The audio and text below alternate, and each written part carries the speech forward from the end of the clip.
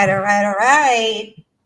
We are ready for this very amazing conversation, Brian. I've been looking forward to chat with you since we first connected on LinkedIn, and then I am a fan of yours on LinkedIn and Instagram, and we're not gonna be Facebook friends. And I appreciate having gotten to get in contact with you because I do learn from everything that you bring out into social media. And now I'm getting ready to getting to know you better in your professional capacity. And I am super excited that we can share a topic together that also matters a lot to me. So why don't we get started? How are you today? I'm doing wonderful. How are you doing? I'm doing fantastic too. It's a it's a very creative and exciting time for me in my life, both personally and professionally. So my energy these days is through the roof. That's cool. Yeah, I can echo the same thing. Very good. Well, why don't we start with a little bit about you? Give us an introduction around who is Brian? What do you do professional? What are your favorite things that you do in your personal life? Let us get to know you a little better. Sure. Hi everyone. I am Brian Colletto, um, and I am a marketing administrator and production assistant for ESW Occupational Services in New Jersey, a nonprofit occupational training center agency for all kinds of special needs adults 21 and over, providing job employment opportunities throughout our area. And I am also an autism advocate, influencer, and speaker.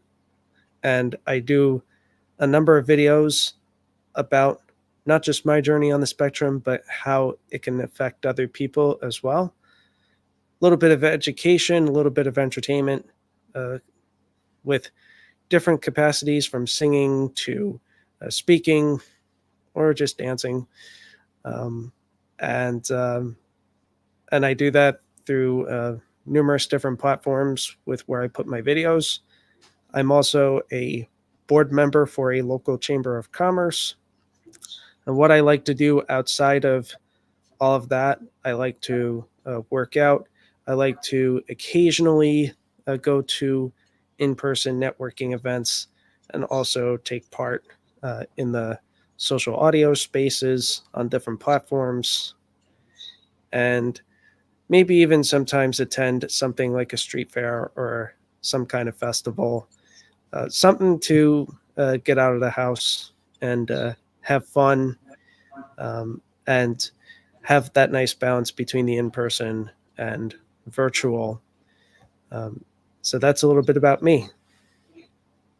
That's amazing. I think that gives us a really good starting point, Brian, because I do have a few areas that I want to talk through with you. I want to collect your point of view for the topic that we have today, which is obviously what we should be all talking about, our shared humanity, and how do we carry that and how do we show up for each other, especially in times like this that the world is going through so many different stages and dilemmas and really great breakthroughs. Um, but in the end, it comes down to us as people to figure out how to come together into conversations and how to support each other through all of that.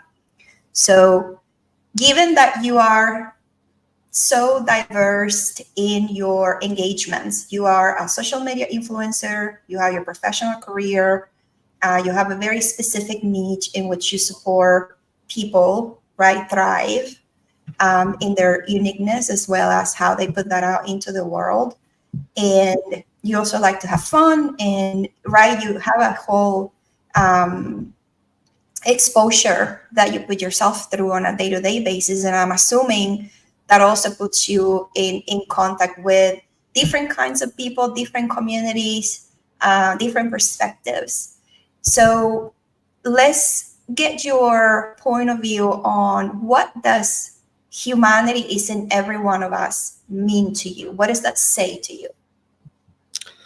Well, Lindsay, um, what humanity and everyone means to me is that we are all God's children, and that we all should love one another no matter what our differences are.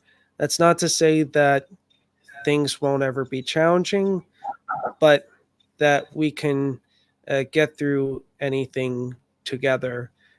As I like to say, um, a phrase that I heard a lot on Clubhouse over the last few years: we are better together.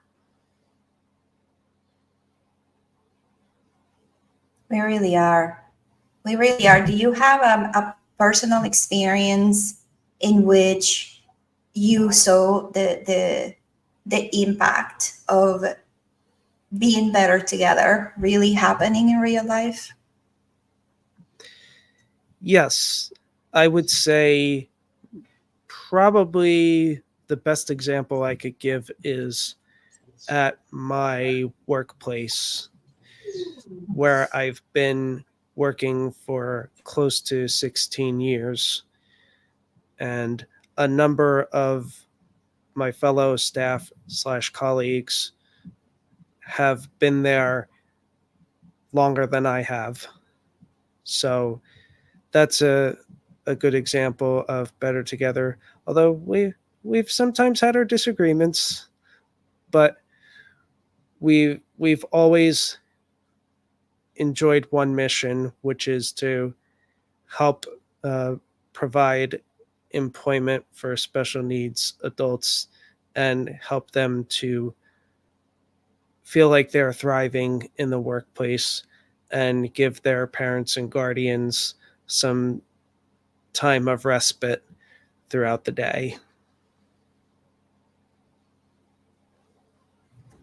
I think it's important that you mention disagreements, right? We seem to be navigating a time when having a different perspective not seems unsafe in some contexts.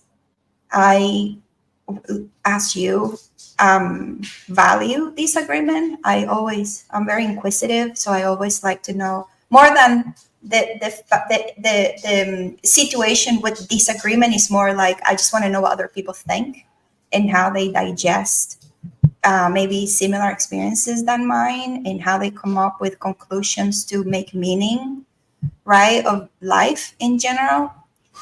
When um, when you encounter disagreements in your area, you work in a very important, consequential, and life altering area, right?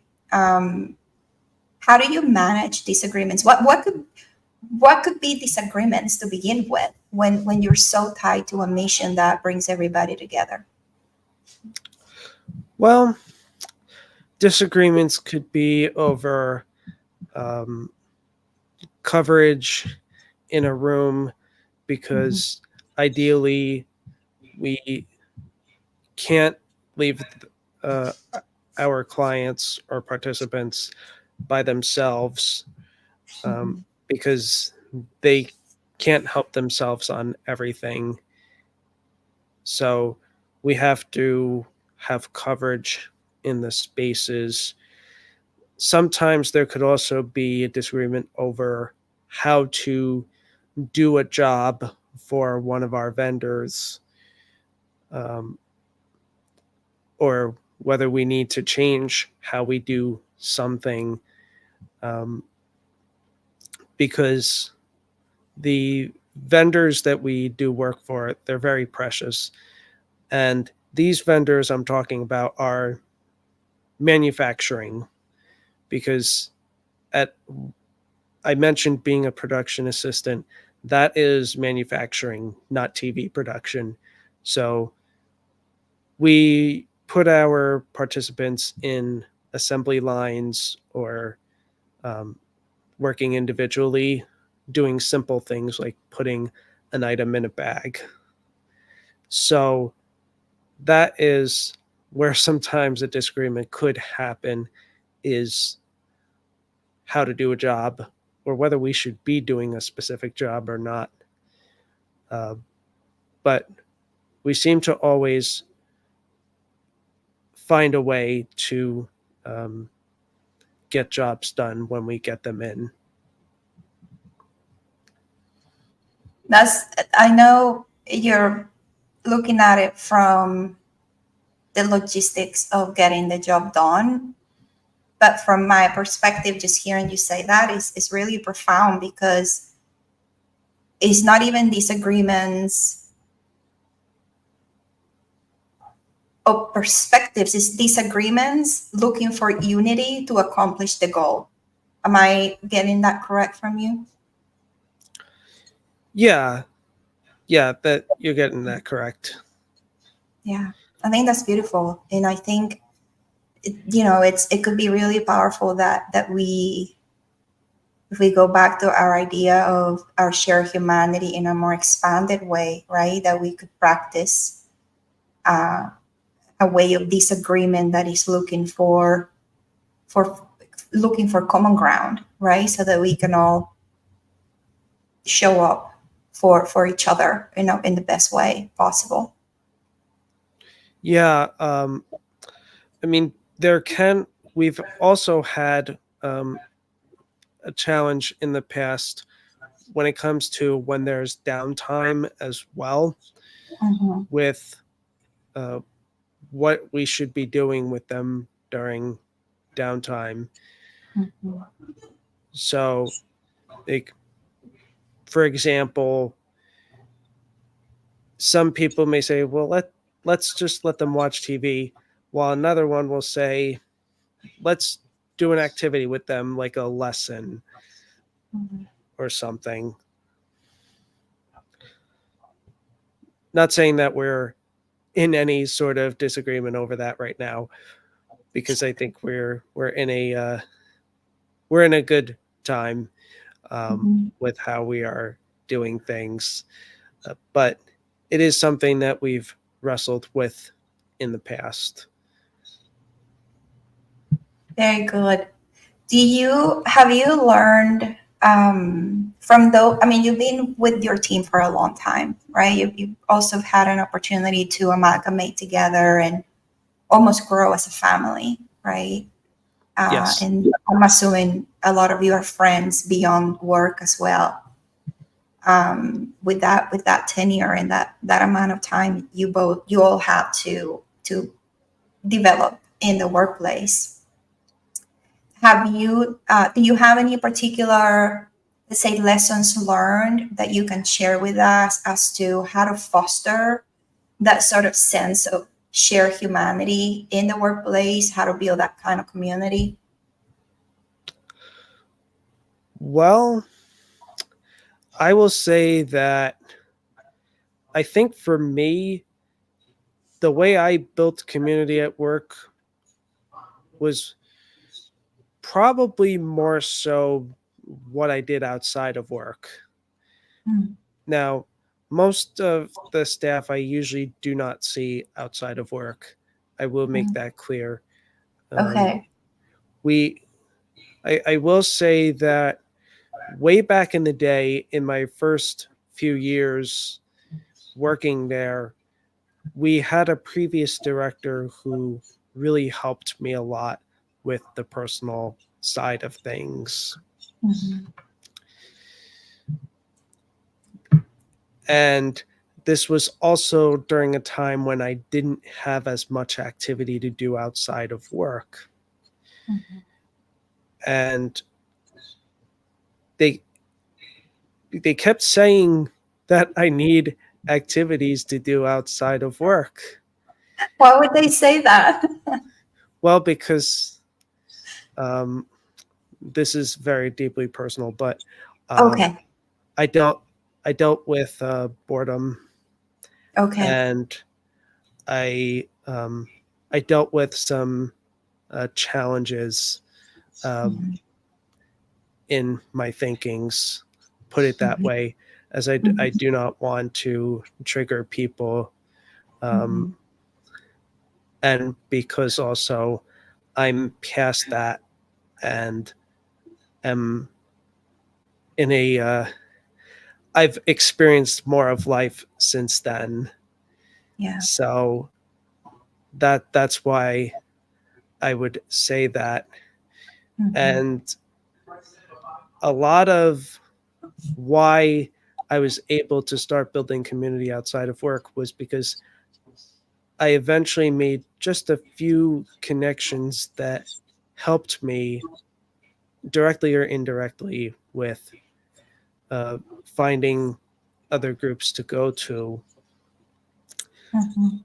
And this involved uh, getting over some humps with my parents as to what I was doing um, to foster that community. Um, and this involved uh, how I worship, um, because the first group that I became a part of post high school was a faith based young adult group that's no longer in existence, but it was what I needed, and and my parents would eventually come to understand that. Um, and then over time, because of the area that that group met in and how much I liked that area, I I eventually did get into networking. Um, you won't believe this, Lindsay, but I used to be very uptight about um, job searching. But then over time, as I experienced certain things and how tough the job market was, not just in finding jobs, but what's expected, um, I grew that much more grateful for my workplace. And and then the opportunities that networking would provide for me later on, because I would talk about my workplace, and to my surprise at first, not so much of a surprise now, people are like, that's a really important service that you do.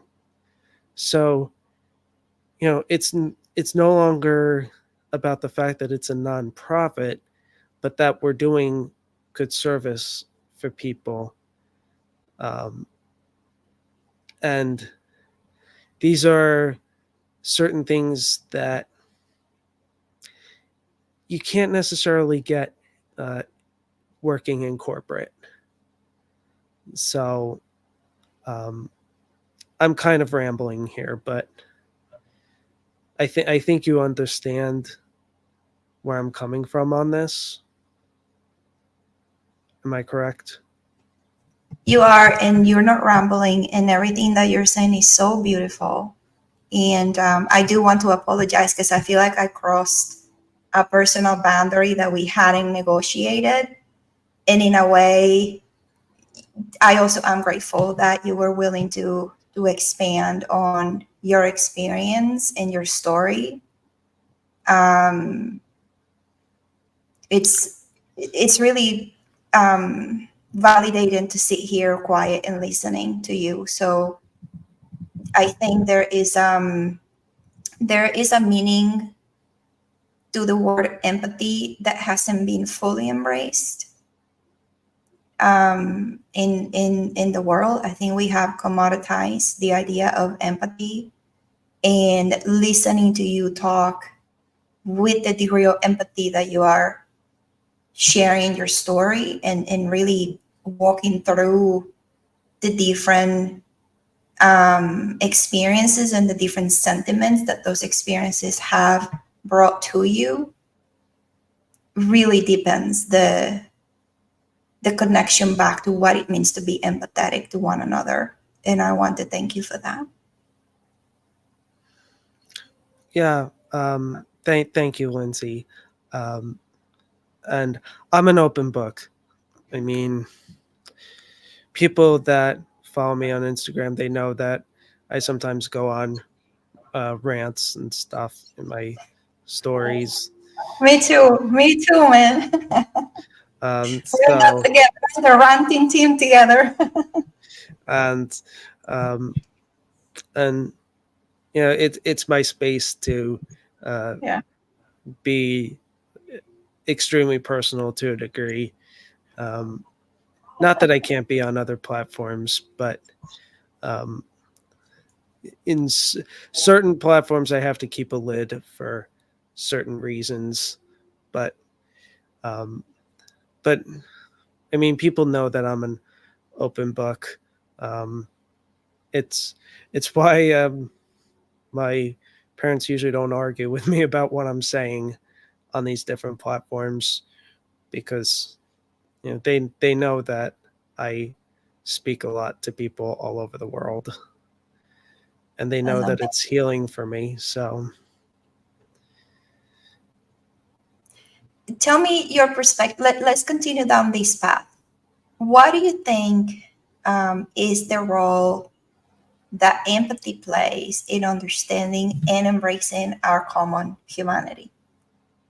What is your take on empathy in general? I think empathy is a very important part. I love when people can be understanding of a situation. Maybe they haven't gone through exactly what you or I have gone through, but they don't just um, brush it off either, or just be rude with no purpose to it. Um, they they can understand a situation, um, and I oftentimes also think that empathy can involve being able to uh, have a give a nice soft hug, if you will. Um, I mean, I'm that way with people, so um, I think that's a role that empathy plays in society. What do you think gets in the way of empathy, Brian? Why? What does it cost us so much to live in that space the majority of the time? Well, I think ego plays a part. I think sometimes for people, money, transaction plays a part because and I've experienced this in my about 5 years of uh, networking, and that is that some people want the transaction. They just want the business connections. They don't want to get to the personal side with a lot of people, and I think that's what gets in the way of empathy is what people are looking for in terms of conversation with people. Some people just want business, some people just want politics. And for me, uh, I want the I want mainly to have the personal connection where I understand you and you understand me, um, from a personal standpoint to the best that we can.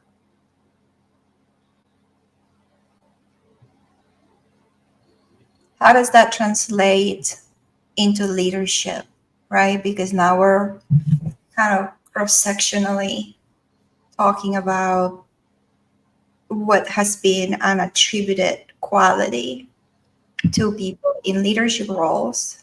And you have described it perfectly, right? That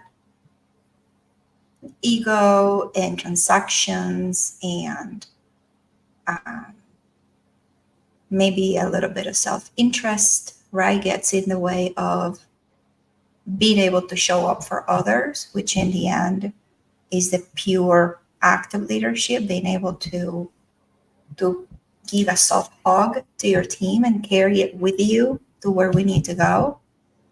Um, but how, from your perspective,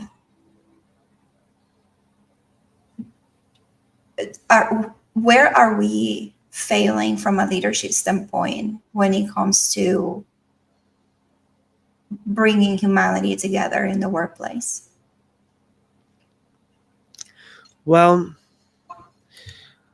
it's hard to say, Lindsay, just based on my own workplace, because we've always had good leadership. I'm on my fourth director now in my close to 16 years of working where I work. But what I what I can say in terms of what is missing from a leadership standpoint, based on other stories that I've heard from people, I think what's missing is an understanding of where someone's at in their life outside of work. Um, like in corporate, they may be reluctant to um, let somebody uh, take a leave because they've got something to tend to for their child. Um, or it could just be what people expect. Like they um, they don't give them the space to um, talk about things like mental health. Um, and and I think that when there is the time and space for somebody to uh, talk about what's on their mind, things can be a lot better. Not saying that there isn't a job to be done, say at a grocery store, because obviously you need people that are well enough to be working a cashier. Um, but what I'm saying is that there should be a time and space, if necessary, to um, to be able to say to leadership, "I'm struggling with this right now."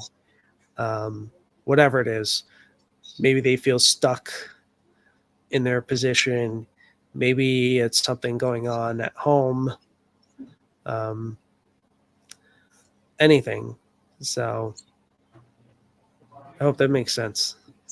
It does, and I feel like it's very practical too, and we tend to over engineer leadership and connection sometimes, right? We think there's this magic formula of how we're going to create, for example, psychological safety environments when it comes down to simple acts like what you just described, right? And genuine kindness and a natural ability to hold space for somebody else, right? Yeah. Um, and that seems, in my mind, I heard you talk, and it's like, yeah, that why wouldn't it be that way? And we still wrestle systemically, right? There are successful stories, but when you hear the systemic story of how this is working out, something doesn't seem to be resonating for the simple acts of kindness that create those kinds of really amazing environments to be a part of. Hmm. Yeah. There is another word that is thrown around a lot, which is inclusion. I have a very profound, deep meaning and understanding of inclusion. I've experienced being excluded and being othered, uh, and that has given me a frame of reference for what inclusion from a human perspective means. What does that mean to you? How do you how do you internalize the idea of inclusion from what you hear it to be advertised as, and from your own human experience of including others as well as being included? Right. So the way that I see inclusion is when I have the the time and space to speak in a space. Mhm. So this can be in person at a meeting. This can be on the virtual stages where I'm on stage waiting to speak. I personally have not seen it too much different than what is advertised. What I will say is that I do value those who um, want to give that time and space uh, for me to share, or if Mhm. they can at least be patient while I share, where it may not necessarily be the topic, but they allow me to um, say what I want, um, because I can connect with people of all different backgrounds. Um, I mean, when it comes to my workplace, I have to be more selective in terms of the potential partnerships, let's say. But for myself, I can connect with anybody. At least I feel that way. Um, and and I know that there may be some people on the spectrum who might not fully align with me and how I advocate for autism, or because I may be a bit selective about certain people just based on how I feel I would vibe. Um, but it, it it doesn't mean that I don't care. I mean, I always care. So yeah, those are my thoughts on that. Do you think there are misconceptions that we should be working through as we continue to understand this idea of, um,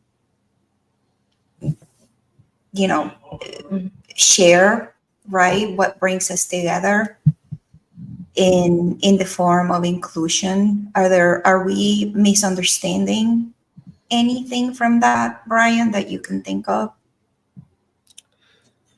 Well, I think, Lindsay, that when it comes to any misconceptions, I think there are misconceptions about um, the amount of time and space that some people with different abilities need.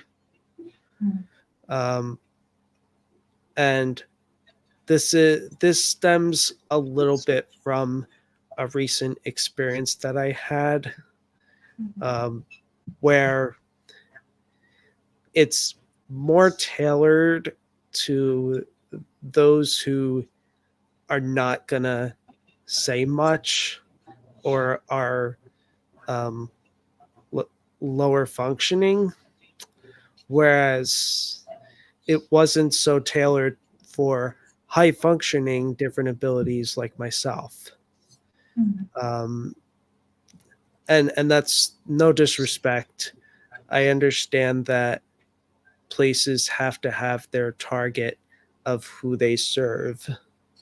Mhm. Um, but I think again, I think misconceptions when it comes to inclusion is that not every or is that they don't really need a lot of time together, and that people are not going to say much, because some people who have different abilities, autism or something else, some people are really going to speak their minds, and they they need the space to be able to do that. And if they feel comfortable with you, they should be able to tell you that.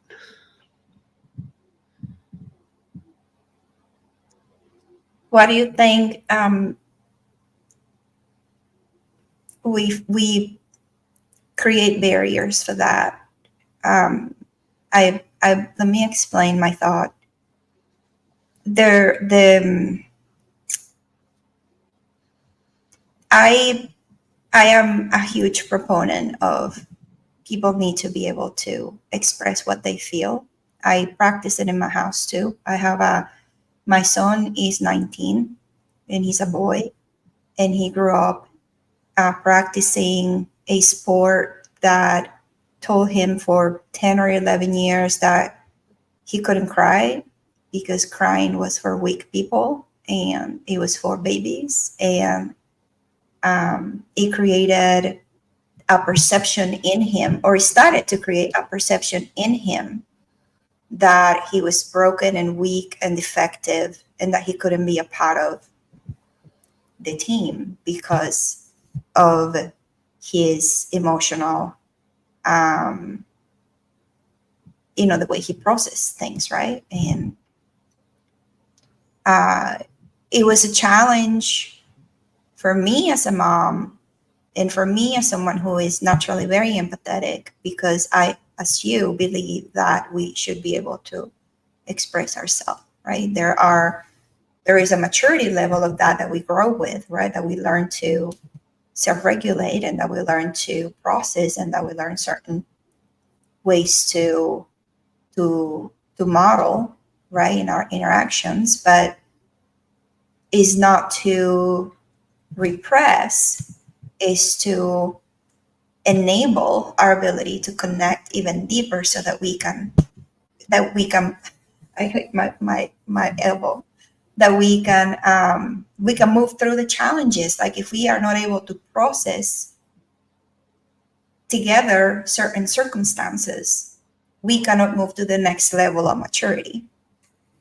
And so I, in my little corner here, I have an open communication policy and open emotional support policy rule, where I want to know, even in the form of disagreement or in the form of pushback, or expression of certain emotions that you may not express out into the open, this is a safe space for us to contain and support each other through that.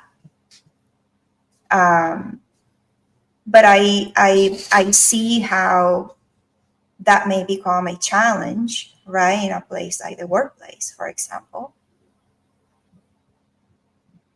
Nonetheless, I do think we still need to keep a level of openness to be able to get deeper into the conversations that need to happen and the sentiments that need to be shared with each other, even to resolve certain work problems. Because sometimes what gets in the way of work are repressed feelings, unspoken thoughts, right? Fear to share where you are if you are not capable of doing something, if you don't have the knowledge of approaching certain challenges, and you can't say anything because you don't feel like you're going to be heard, or you're going to be understood, or maybe you're going to be ridiculed.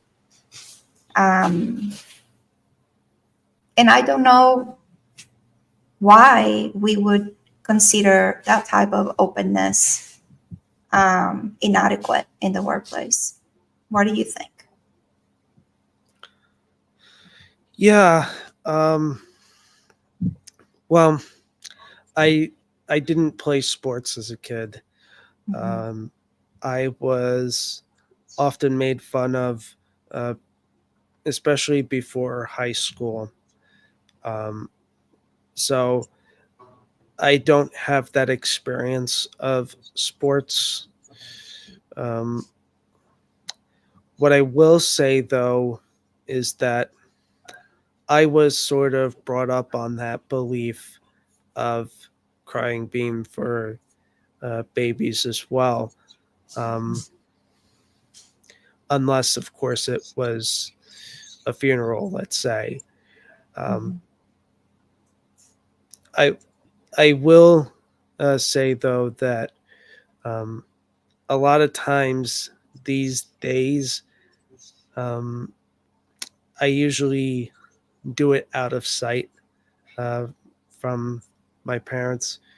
Mhm. My father really can't handle it, Mhm. and um, my my my mother. It's just sometimes it's hard to have the conversation, Mhm. um, but but I usually can eventually have it with her. Mhm.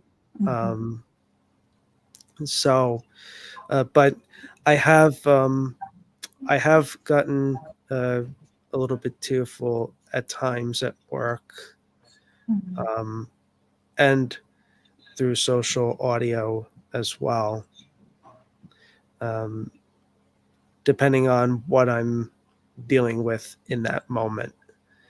Um, I mean, I will give myself credit because it used to be a lot of silly stuff, Mhm. but now these days it's more serious in the rare occasion, Mhm. um, and then sometimes it's just um, like a happy, cheerful emotion, um, where I just feel so connected with somebody I'm having a conversation with. Mhm. Um, and, being in spaces about mental health um, has been very beneficial for me, and other kinds of spaces too, um, where, I could just be me, um, and um, really share what's going on, um, because reality is I can't deal with it on my own. So, I mean, I can even get a little bit vulnerable in a network in a networking setting too.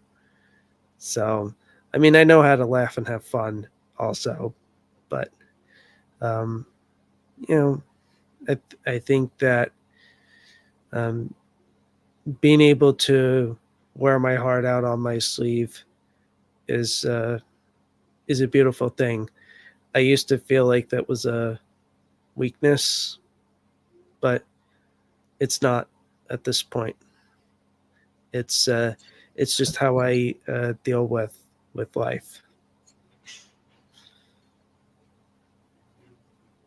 I love it, and it's very validating. I used to feel a little shame too for um I would used to be called sensitive. You're too sensitive. You're too emotional.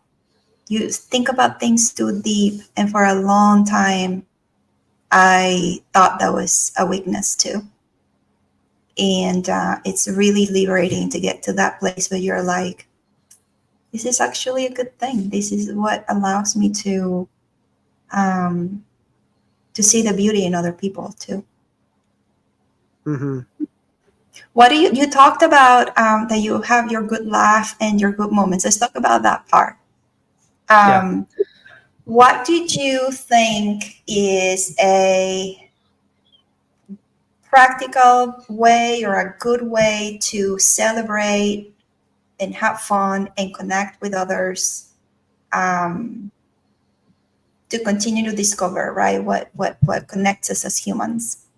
What is having fun for you? For me, having Hmm. fun is um, going to networking events and being able to connect with as many people as I can without rushing conversations. For having fun is also meeting uh, many vendors at street fairs. Hmm. Um, there is at work. There's having fun with our clients slash participants, um, and I don't get vulnerable with them because they will interpret things the wrong way. Um, so I usually keep it fun with them. Um, but they do bring me joy. They also sometimes make me a little upset, but they do bring me joy. Um, and I will say that watching sports with my parents does bring out a fun side in me as well. Um, and and of course some of the social audio spaces can Hmm.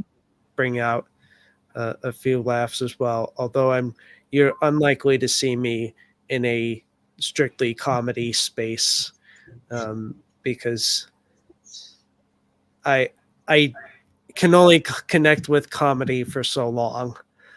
um, What kind of comedy do you like? Um, yeah, I want to know.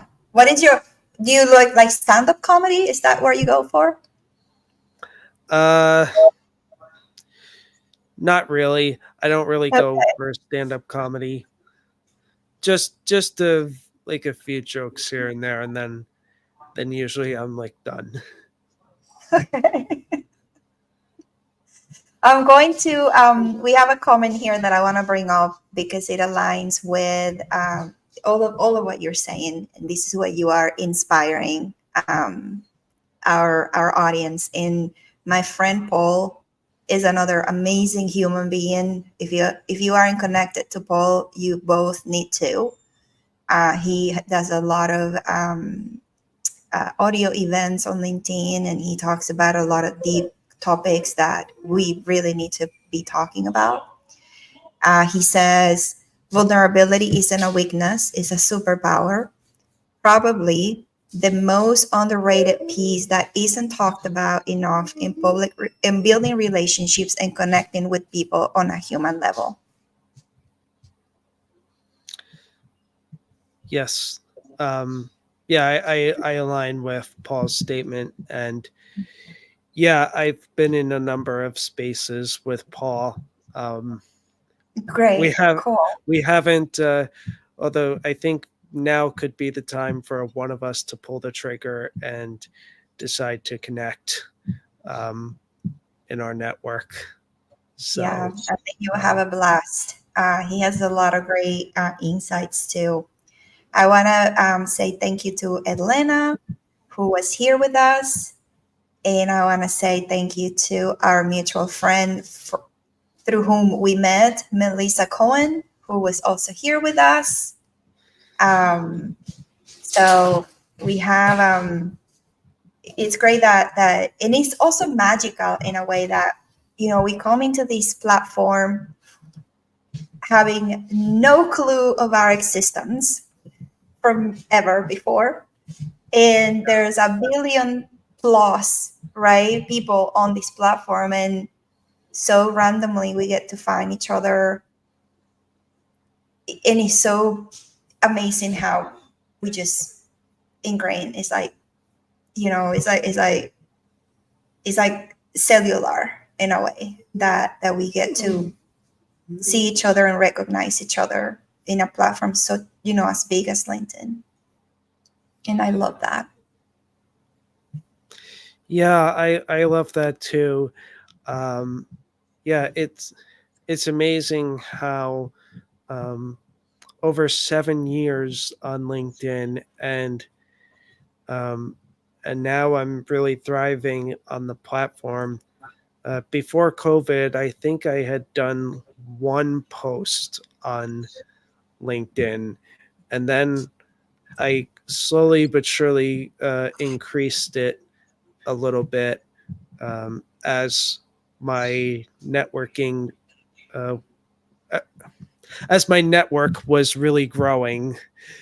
Um, because during the first few months of the pandemic, I was on a number of Zoom calls. And at that time, I didn't feel so comfortable with connecting with people outside of New Jersey. Um, Mm-hmm. but Clubhouse really um, made that happen for me because of how crazy it was 3 years ago, that audio app. Um, so now I'm just comfortable and I don't try to uh, keep my voice down all the time so that my parents don't hear me. Because what we thought was going to be 2 weeks of being home turned into a few months. Because I was home from work for 4 months in Mm-hmm. 2020 before we I went back, Mm-hmm. um, and um, and we I made the best of it. And I will tell you, Lindsay, though, in March 2020, when this whole thing happened, it felt like everything I had worked hard for was lost in a sense, because now all of a sudden I was home, and it's like now I can't see my people.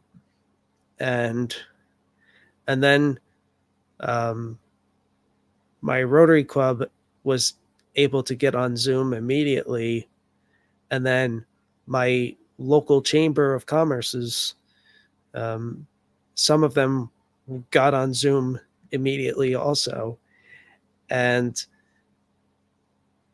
it's crazy, and it's so hard to say because sometimes things just happen so fast when it comes to LinkedIn, and connecting with people and like seeing random posts in my feed, or seeing audio events popping up, and it's like, oh, okay, here's another person I'm interested in connecting with, and we just take all these steps going forward.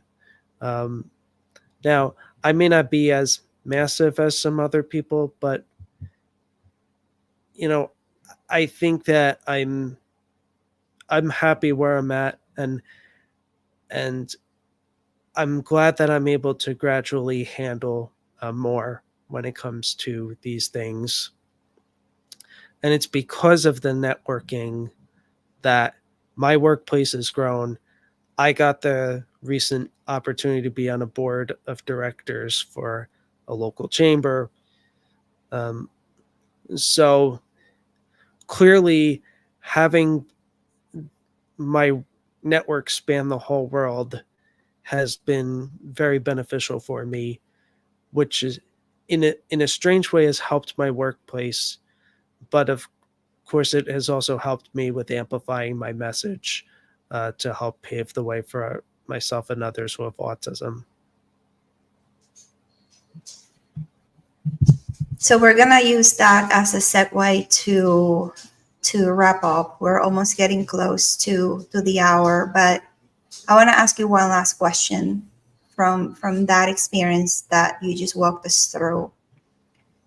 What would your message be for someone, either with autism or not, right? For just another person that might feel isolated, excluded, marginalized in their community, in their workplace, to be able to build themselves back up in the same way that you have. Um, well, My biggest advice is to do what you can behind the scenes. Um, especially if you think that the people you live with may not support those ideas fully. So that would be my advice, to do that. Um, if we were going to talk about LinkedIn, I would say um, write some uh, good, thoughtful comments on uh, people's posts, particularly a few people that um, you really resonate with. Comment on a few posts of theirs, and um, and you never know, they may provide some kind of safe space for you, or they may know somebody that they can connect you with, um, or just seek out social audio, maybe, and maybe listen in on a few spaces, and then decide to come up and share your voice. I say this when it comes to social audio, Lindsay. You can grow your community when you share your voice. Now, I know that some people may not have a verbal voice, but for those that do, if you have a verbal voice, to get up on stage and share that with people, because that's how people will uh, connect with you. That's, or at least that's my experience with that. Well, I am extremely grateful that you accepted to share your voice with me.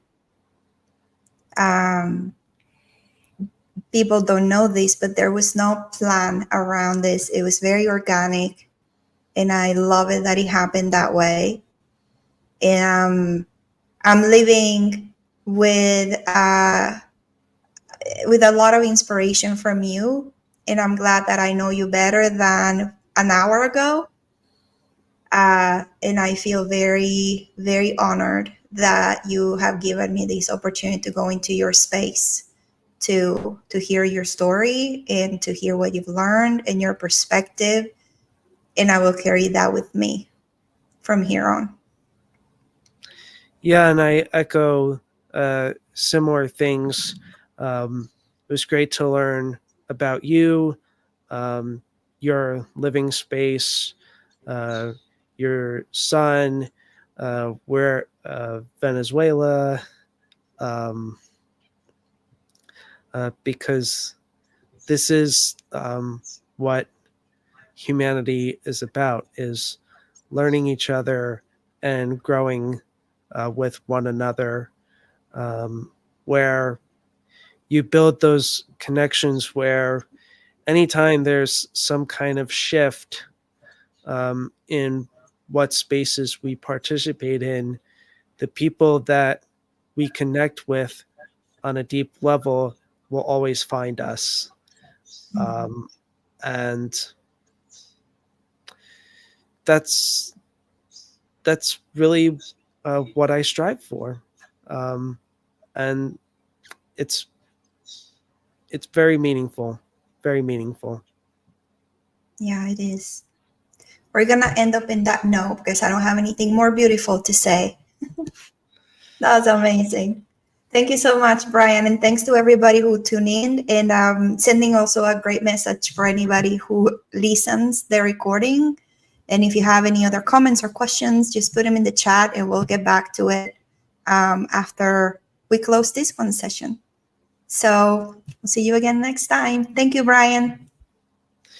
Thank you, Lindsay. Love and blessings to you. You too, my friend. Bye. Bye.